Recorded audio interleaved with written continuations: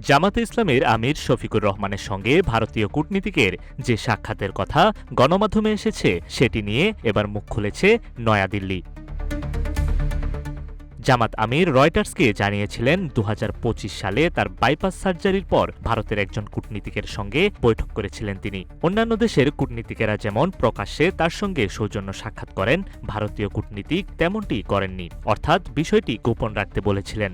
Cube হোল্ডিংসের গল্পে সেই রেখাটি আঁকা হয়েছিল আজ থেকে ১ যুগ আগে। নকশাই আমাদের ভাষা। Cube holdings limited.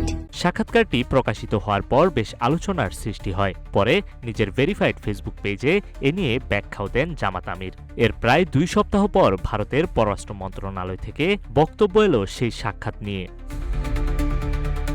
দেশটির পররাষ্ট্র মন্ত্রণালয়ের মুখপাত্র রণধীর জয়সওয়াল শুক্রবার এক ব্রিফিংয়ে বলেন, আপনারা জানেন বাংলাদেশের সঙ্গে আমাদের ঘনিষ্ঠ দ্বিপক্ষীয় সম্পর্ক রয়েছে। আমাদের হাইকমিশনের কর্মকর্তারা নিয়মিতভাবে বিভিন্ন রাজনৈতিক দলের সঙ্গে সাক্ষাৎ করেন।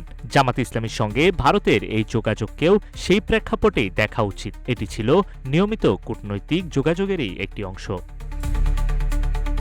ডিসেম্বরের শেষ দিকে রয়টার্সকে একটি সাক্ষাৎকার দেন জামাত আমির শফিকুর রহমান, যেটি প্রকাশিত হয় ৩১শে ডিসেম্বর। সেখানে তিনি বলেন, ভারতের এক কূটনৈতিক তার সঙ্গে দেখা করতে এসেছিলেন, তবে ভারতের ইচ্ছায় সেই সাক্ষাতের তথ্য প্রকাশ করা হয়নি। নিউজ ডেস্ক, রূপালী বাংলাদেশ।